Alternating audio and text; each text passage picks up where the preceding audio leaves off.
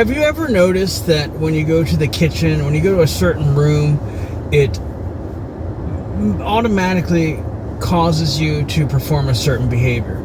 For instance, if we actually just use our bedrooms for sleep instead of sitting in there and watching TV and doing homework or other activities, we will actually find it easier to go to sleep when we go to that room.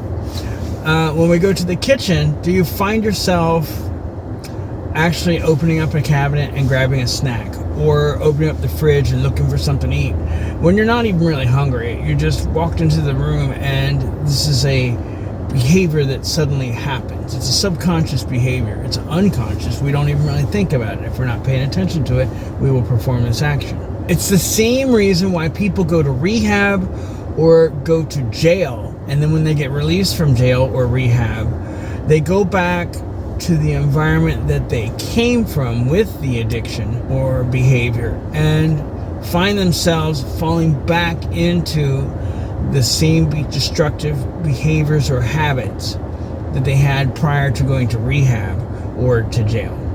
It's the same thing. You've probably heard it before that we are creatures of habit and products of our environment. It's true.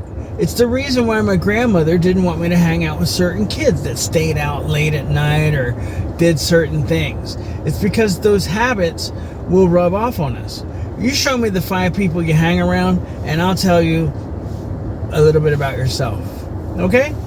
I will. The 5 closest people to you are probably influencing your thought patterns or your behaviors or your perspective on life.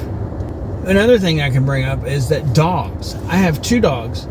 One of them squatted. He was all by himself, didn't have a partner when I first got him. He squatted when he peed, like a little girl dog. Then I got this other dog which hiked up so high he would knock birds out of the tree when he went potty. Okay? And he would twist his back. He was like a contortionist. Once I got that second dog, he would pee like that by lifting his leg, and then he would scratch the ground and tear it up. He'd do 10 or 12 freaking scratches on the ground. Well, now the other dog, and this is why Grandma didn't want me to hang out with certain people and why you should watch who you hang out with. The one dog that squats now hikes and does a little scratch thing, except at the end he does this little, drinking tea with your pinky out. He does that.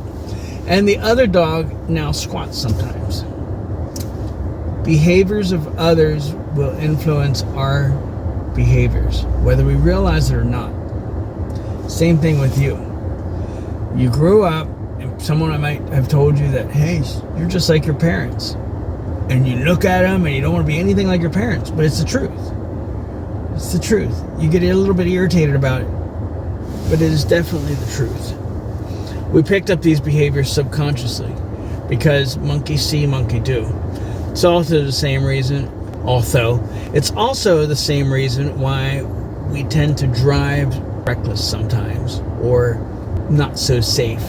It's because we see how others are driving and it just looks like that's how we're supposed to drive. Be mindful, be aware. This is Jer signing off.